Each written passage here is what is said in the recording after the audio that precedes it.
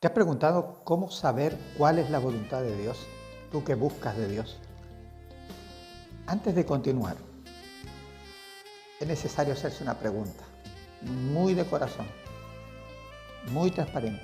Probablemente tú no estás de acuerdo en la pregunta porque dices, no, yo no entro en esto, pero hay que hacerla. ¿Realmente nos interesa conocer la voluntad de Dios? Mira, mucha gente acudió a Cristo para ser alimentada, sanada, liberada, para tener una posición de privilegio incluso en un reino terrenal. Esto lo encontramos en Mateo 21.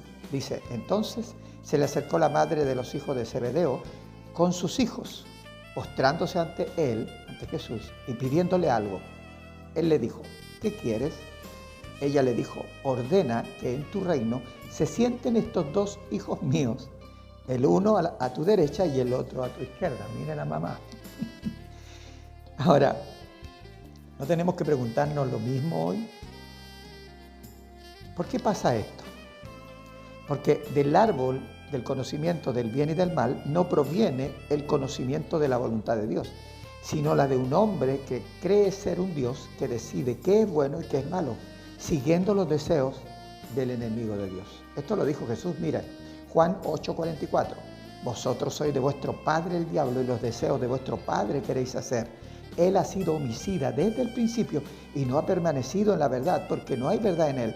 Cuando habla mentira, de suyo habla, porque es mentiroso y padre de mentira. Y eso es lo que nosotros tenemos todavía como principio de vida en nuestro corazón. ¿Cómo podríamos entonces conocer la voluntad de Dios si nosotros manejamos según nuestro criterio lo que es bueno o malo? Isaías 5:20 dice, ay de los que a lo malo dicen bueno y a lo bueno malo, que hacen de la luz tiniebla y de las tinieblas luz, que ponen lo amargo por dulce y lo dulce por amargo. Entonces, para reconocer, vamos a poner un ejemplo, un billete falso, ¿qué se necesita? Solo basta con conocer muy bien el auténtico, ¿no es cierto?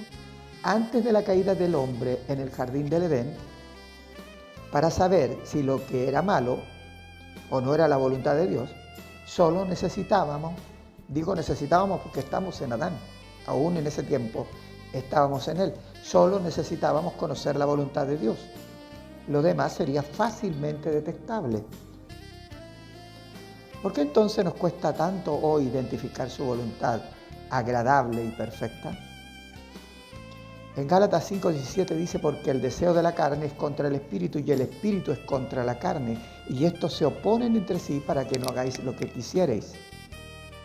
Entonces podemos decir que la carne vive bajo el principio del árbol del bien y del mal. Nosotros pensamos, ¿esto me conviene o no me conviene? Si creemos que nos conviene, pedimos la ayuda de Dios para que se realice lo que esperamos. En otras palabras, ayúdame a concretar mis planes y propósitos.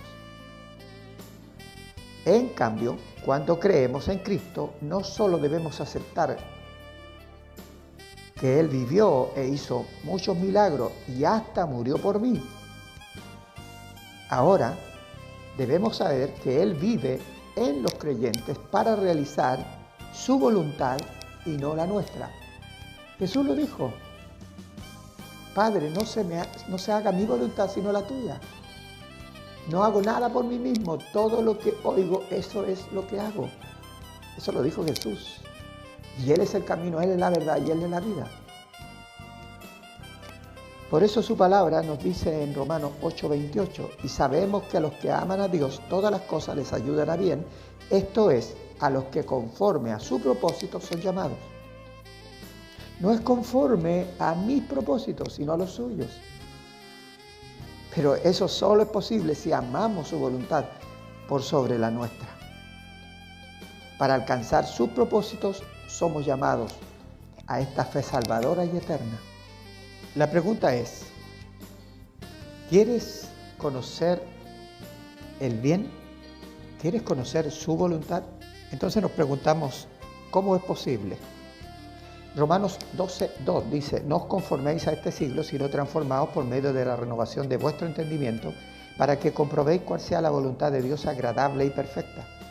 En primer lugar, rechazando lo que este mundo acepta como el bien y el mal, porque sabemos de dónde proviene tal conocimiento y quién está detrás de él. En segundo lugar, dejando que Cristo sea el conductor de nuestra existencia y llene de vida lo que antes era muerte espiritual. En tercer lugar, oír en oración la palabra que se revela en las Escrituras, el cual es Cristo de principio a fin, de Génesis a Apocalipsis. Quien conoce el camino siempre llegará a buen puerto. Quien conoce la verdad, que es Cristo, sabrá reconocer su voluntad. Y quien tiene la vida nunca tendrá dificultad para rechazar naturalmente la muerte, las tinieblas y lo malo que en ellas contiene. Sin conocer a Cristo, difícilmente podremos distinguir lo malo, porque en este mundo a lo malo también se le llama bueno. Un abrazo.